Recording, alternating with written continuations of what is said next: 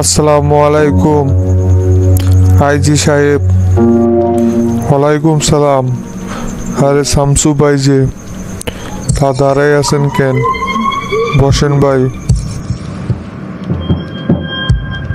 তা কি হয়েছে ভাই? হঠাৎ করে আপনি আমার এইখানে কোনো সমস্যা হয়েছে নাকি ভাই? শোনেন আইজি সাহেব, আমার কাছে অনেক বড় একটা নিউজ আছে। গোয়েন্দা মারফত তথ্য পাইলাম যে আগামীকালকে হাজী সিদ্দিক ও লোকজন দিয়ে ঢাকা শহরের বিভিন্ন স্কুল কলেজে অগ্নিসংযোগ করাবে। তাই আপনাকে পুরো ফোর্স নিয়ে রেডি থাকতে হবে। সেই জন্যই এই বিষয়টা আপনাকে জানানোর জন্য আসলাম। ভালো করছেন ভাই বিষয়টা আমাকে জানিয়ে। এটা খুবই সেন্সিটিভ একটা বিষয়। যে করেই হোক এই আক্রমণ আমি দমন করবই। স্কুল কলেজগুলোতে ওদেরকে কোনোভাবেই আক্রমণ করতে দেব না। আমি কালকে আমার সর্বোচ্চ দিয়ে চেষ্টা করব ওদের এই পরিকল্পনা কোনোভাবেই বাস্তবায়ন করতে দেব না। এটা কোনো রাজনৈতিক দায়িত্ব না, এটা আমার ব্যক্তিগত দায়িত্ব। কারণ শিক্ষা প্রতিষ্ঠানগুলো আমাদেরকেই ভবিষ্যৎ প্রজন্মকে সামনের দিকে এগিয়ে নিয়ে যাবে। এটা কোনোভাবে আমি ধ্বংস হতে দিতে পারি না। হ্যাঁ আইজি সাহেব, এটা আপনার আমার সকলেরই দায়িত্ব। এটা দেশের ক্ষতি হচ্ছে, আর দেশের ক্ষতি হলে সেটা আপনার আমারও ক্ষতি। তাই যে করে হোক আমাদেরকে ওদের এই পরিকল্পনা রুখে দিতে হবে। আপনি কালকে মিরপুর বাংলা কলেজ এবং গুলশানের আশেপাশের কিছু কলেজগুলোতেই আক্রমণ হওয়ার সম্ভাবনা বেশি আছে। তাই আপনি এদিকে গোয়েন্দা তৎপরতা আরও বাড়িয়ে দেন। শামসু ভাই, আপনার কাজ কাম আমি যতই দেখতেছি ততই কিন্তু আপনার প্রতি মুগ্ধ হয়ে যাচ্ছি। আপনি যখন সাভারে ছিলেন তখন আমি এসপি ছিলাম।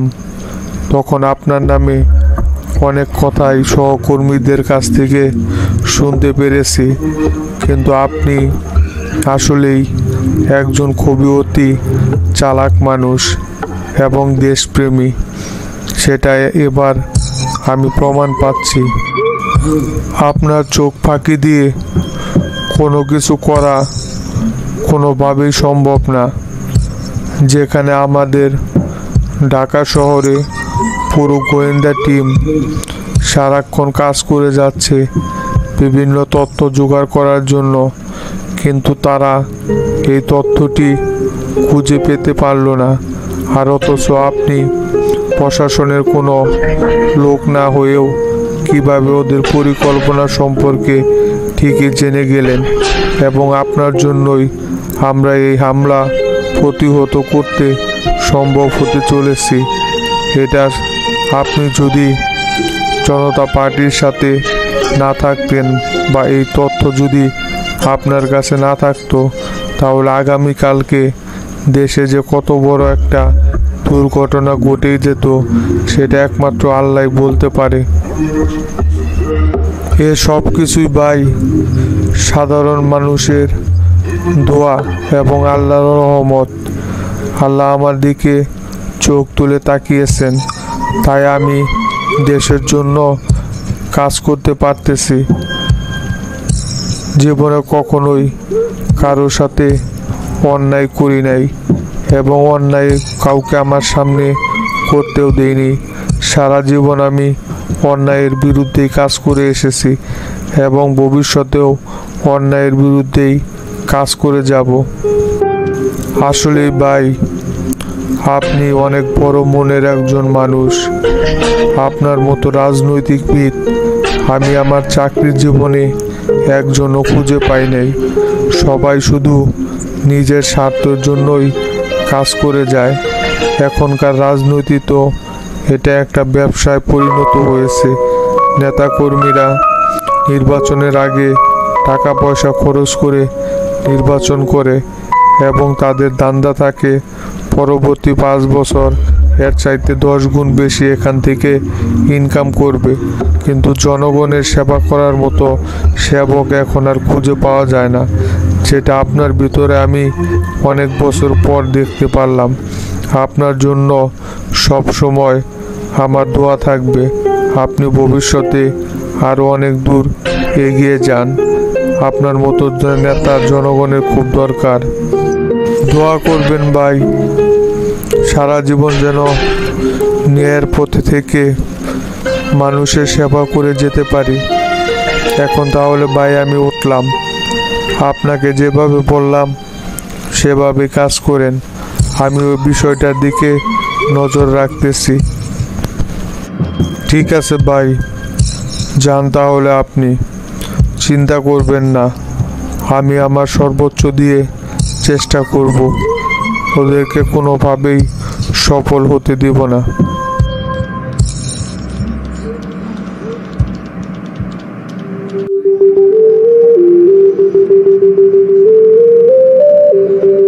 মাস্টার দেখে আমার আগে চলে আইছো। না আইসা আর কি করবো, সব ঠেকা তো আমার। শামসু দায়িত্ব দিয়ে রাখছে আমারে বগুড়া শহর নিয়ন্ত্রণ করতে। শহর নিয়ন্ত্রণ করবো কি, নিজেদের নেতাকর্মীদেরকেই এখন পর্যন্ত নিয়ন্ত্রণে রাখতে পারলাম না, তাহলে কিভাবে আমি এই শহরকে নিয়ন্ত্রণ রাখবো? আপনাদের নিজেদের মধ্যেই দুনিয়ার ঝামেলা। একজন শুধু আরেকজনের দোষ দিতে পারেন। কাউরে সময় মতো ডাকলে একজনরেও খুঁজে পাই না। এইভাবে রাজনীতি চলে না ভাই, বুঝছেন? এই যে তোতা শফিক, ওদের তো কোনো খোঁজ খবরই নাই। আর আপনারে ফোন দিয়া পার্টি অফিসে নিয়ে আসা লাগে। তাহলে সব দায়ভার এখন আমারই পড়ছে না? সব কিছু তো আমার নিজেরই এখন ট্যাকেল দিতে হইব, সেই রকমই দেখা যাচ্ছে। হয় এইগুলোই শুধু আমার এই শোনাইবা, তো তার শফিকরে বলতে পারবা না। যখন ডাকো তখনই সুইটা চলে আসি।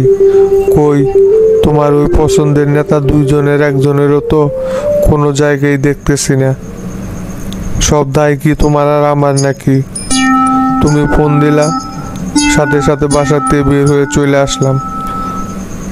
তো তার শফিকের কি কোনো দায়িত্ব নাই? সব দায়িত্ব কি আমাদের কাঁধে দিয়ে রাখছে নাকি শামসু? শামসু এবার এলাকায় আসুক, এই কথাই তুলমু শামসুর সামনে। একা একা সারা জীবন আমরা দলের জন্য খাইটা যাইমু, কিন্তু এর সুফল ভোগ করবো ওরা, সেটা তো হইতে দেওয়া যায় না। শামসু এবার এলাকায় ঢুকুক, দেখো আমি এর একটা বিট করে ছাড়বো। দলের ভাইরাল পোস্ট নিয়ে বসে আছে, কিন্তু কাজের বেলায় নাই। কে কি করলো ওইগুলো না দেখা নিজের দিকে দেখেন। সামনেই কিন্তু এমপি ইলেকশন, তাই এখন মাঠে অ্যাক্টিভ হয়ে কাজ করেন, যাতে সাধারণ নেতা কর্মীরা সময় হলে আপনার প্রতি কথা বলে। একটা কথা মনে রাখেন হাবিব ভাই, শামসু কিন্তু মুখ দেখা তোমার আর আমার নমিনেশন দিব না। শামসু কিন্তু দেখবো দলের জন্য কে পরিশ্রম করতেছে, তাকেই নমিনেশন দিব। যতই শামসুর পিছনে তেল মারা হোক না কেন, শামসু কিন্তু এই তেল মারায় কোনো লাভ হইব না। তাই আমি বলি কি, ওরা কি করলো না করলো, যদি আপনি এমপি হওয়ার স্বপ্ন দেখেন তাহলে অবশ্যই এখন থেকেই মাঠে কাজ করেন। দেখবেন আপনার জন্য ভালো কিছু অপেক্ষা করবে। অন্যের দোষ ধরা বাদ দেন।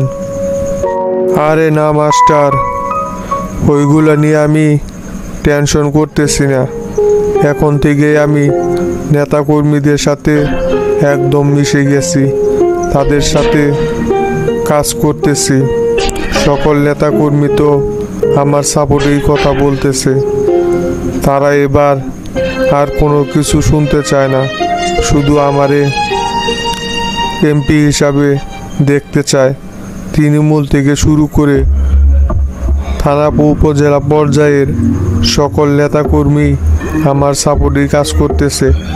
আশা করি এবার এমপি ইলেকশনের নমিনেশন 100% আমি পাবো এবং পাশও করবো। এবার আমার মাঠ অন্য অন্য বারের থেকে অনেক সুন্দর। তুমি শুধু শামসুর সাথে একটু কথা বলে রাখো, আমার দিকে যেন শামসু নজর দেয়, তাহলেই হবে। আগেই তো বললাম আমি আপনারে, শামসুর কাছে তদারকি কইরা কোনো লাভ নেই। শামসু কারো সুপারিশ শুনবে না, সেটা আমি হই বা গুরু হোক, কারো কথাই শামসু শুনবো না। শামসু মাঠ পর্যায়ে আইসা নিজে সব কিছু তদারকি করবে, তারপর কাকে কোন জায়গায় নমিনেশন দেওয়া লাগে সেটা দিবে। আপনাদেরকে বলে রাখি, এটা কিন্তু শামসুর এলাকা, আর শামসু এখানে বিশেষভাবে নজর দিবে। তাই সব কিছু বুইলা মাঠে অ্যাক্টিভ হয়ে কাজ করেন। অবশ্যই আপনার জন্য ভালো কিছু অপেক্ষা করবে সামনে। ও এত বেশি ওভার কনফিডেন্স কিন্তু ভালো না, কথাটা মনে রাখেন। আগে থেকেই ধীরে ধীরে নেতাকর্মীদের সাথে মিশে যান। আচ্ছা মাস্টার, সমস্যা নাই, আমি মাঠে এবার অ্যাক্টিভ হয়ে কাজ করবনি। আর জাহাঙ্গীরের মতো আলতু ফালতু ছেলে নিয়ে কিন্তু ঘোরাফেরা করা যাইব না। জাহাঙ্গীর কিন্তু ফল্ট আছে, ওর নামে অনেক রিপোর্ট এর আগেও আমার কাছে অনেকবার আইছে, আর একার ভিতরে ঢুকতে পারে নাই, সাথে সাথে গ্যাঞ্জাম বাজাই দিছে। ডন হচ্ছে একজন জনপ্রতিনিধি, ওর গায়ে কি জাহাঙ্গীরের হাত তোলাটা ঠিক হয়েছে? জাহাঙ্গীররা যদি লগে রাখেন তাহলে ওরে ভালোভাবে সাবধান করে দিবেন, কোনো জায়গায় যেন কারোর সাথে কোনো রকমের গ্যাঞ্জাম করে না। আপনার লোক বইলা কিন্তু ওরে আমি এইবার অল্পতে ছাইরা দিছি। নেক্সট টাইম কিন্তু যদি আবার ওর নামে কোনো রিপোর্ট আমার কাছে আসে তখন কিন্তু আর ছাড় দেব না। ওরে ভালো কইরা কথাটা মনে করাই দিয়েন আপনি। বারবার এক ভুল আমি কিন্তু মানব না। না, ওই চ্যাংড়াটা কাজের আছে, যখন যা বলি তাই শোনে, সেজন্যই ওরে লগে রাখি। তবে ওর একটু মাথা গরম আছে মাস্টার, সেজন্য আমি একবার ওরে বকাঝকা করছি। সমস্যা নাই, নেক্সট টাইম থেকে আর এই ধরনের কাজ ওই করবো না। আমি ওরে খুব ভালো করেই বইলা দিছি। তা মাস্টার, আমার এখন যে পার্টি অফিসে ডাইকে নিয়ে আসলা, কি করবা? কোনো জায়গায় যাইবা টাইবা নাকি? যাইমু মানে আপনারে না বললাম উপজেলায় যাইতে হইব। টিউনো অফিসার আর উপজেলা চেয়ারম্যান মিলা যে এলাকার সকল উন্নয়নের টাকা পয়সা আত্মসাৎ করতেছে, সেজন্য টিউনো অফিসাররে জিজ্ঞাসাবাদ করতে হবে না? আমরা থাকতে ওরা কিভাবে জনগণের টাকা মাইরা খায়? শামসুর লগে আমার কথা হইছে, চলেন ওইখানে যাইমু, যাই টিউনো অফিসাররে আচ্ছা করে ধুলাই দিয়ে আসি।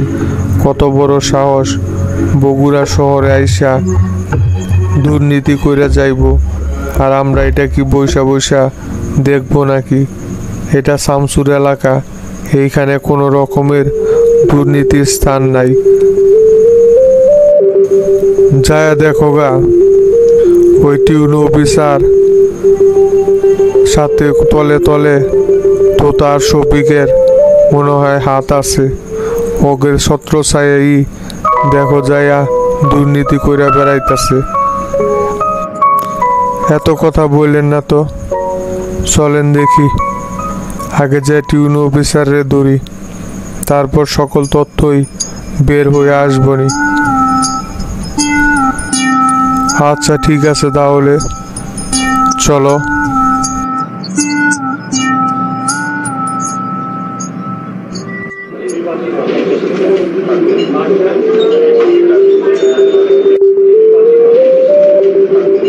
চাঁদ আজকে কোন দিক থেকে উঠছে এটা আমি কি দেখতেছি।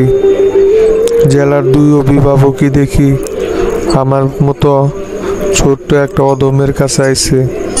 তা ভাই, আপনারা দাঁড়াই আছেন কেন? বসেন। হঠাৎ কইরা কি মনে কইরা আমার কাছে আসলেন? আমার বললেই তো আমি আপনাদের কাছে চলে যাইতাম। কষ্ট করে কেন আমার কাছে আসতে হবে? না, তুমি উপজেলা চেয়ারম্যান, সম্মানিত একজন মানুষ, তাই তোমাকে কষ্ট করাতে চাইলাম না। সেই জন্য তোমাকে দেখতে তোমার অফিসে চলে আসলাম। তাই ইদানিং দেখেছি সেটিং মেটিং ভালোই দিতেছ। জেলার অভিভাবক যদি আমাদেরকে মনেই করতা তাহলে কি আর একা একা সব কিছু এভাবে খাইতে নাকি? অভিভাবকের দিকেও তো একটু তাকাইতা। ভাই, দাঁড়াই না থাইকা আপনারা আগে বসেন, তারপর আপনাদের সাথে কথা বলতেছি। আপনারা যে কোন বিষয়ে কথা বলার জন্য আসছেন সেটা আমি খুব ভালো করে বুঝতে পারছি।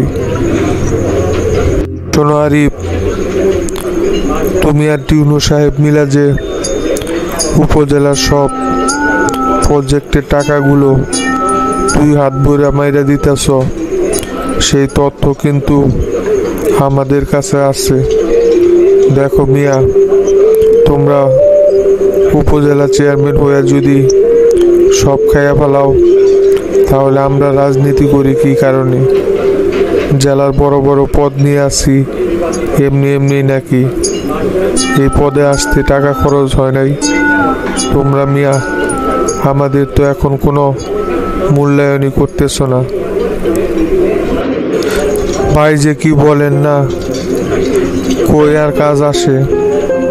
সুটকেসার কি যা দুই একটা কাজ আইতেছে সেইগুলো তো ইউনিয়ন পর্যায়ে চেয়ারম্যানদেরকে ভাগ করে দেওয়া হইতেছে। আমাদের পকেটে আর কয় টাকা ঢুকে দিন শেষে? উপজেলা চেয়ারম্যান তো হইতে তো আর কম টাকা খরচ হয় নাই।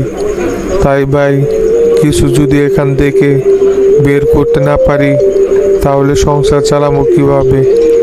আপনারা তো জানেনই কি পরিমাণ কাজ আসে উপজেলাতে।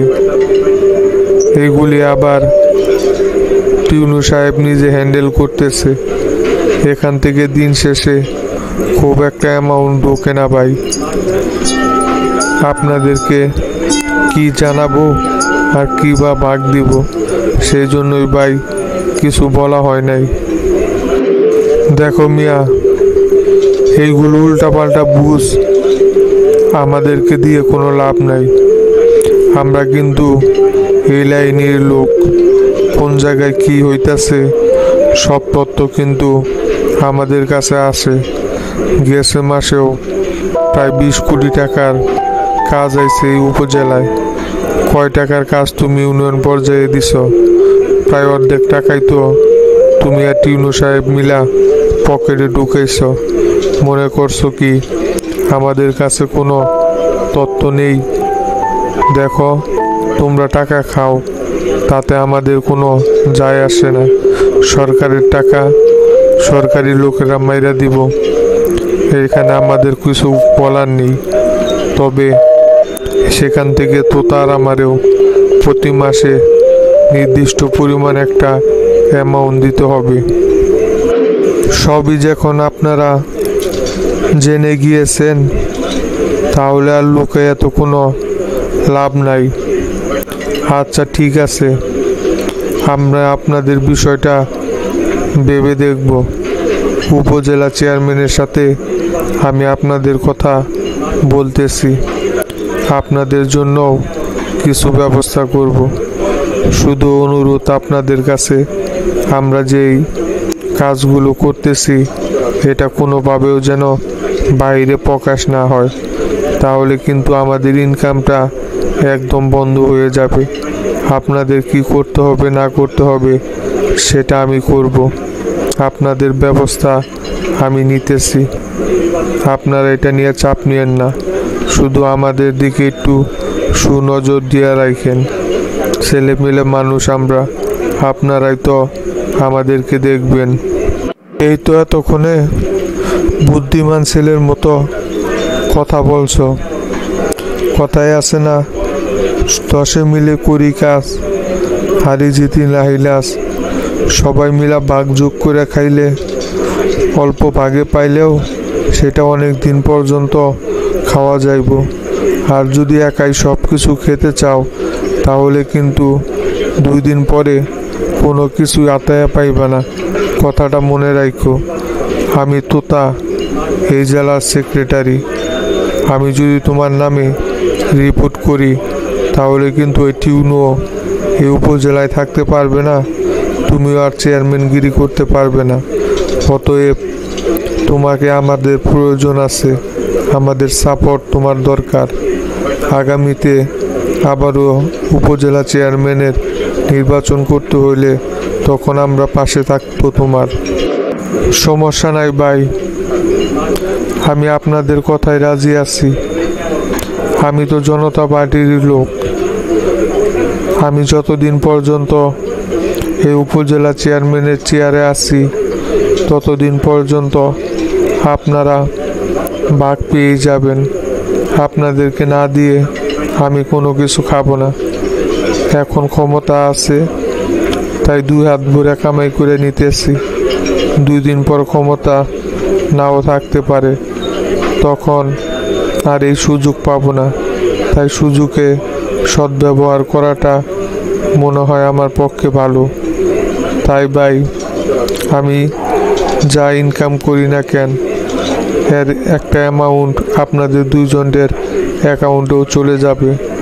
শুধু সব সময় আপনারা এই ছোট ভাইয়ের উপর সুদৃষ্টি রাখেন।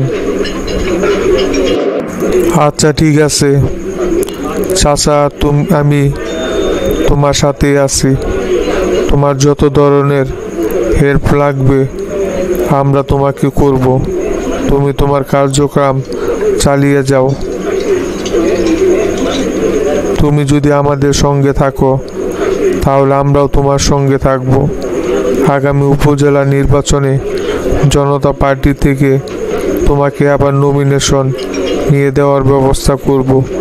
ওইটা নিয়ে তোমার চাপ নেওয়া লাগবে না, শুধু আমাদের কথা মতো চলাফেরা করবে। তোমার জন্য কি ব্যবস্থা করা লাগে সেটা আমরা করব।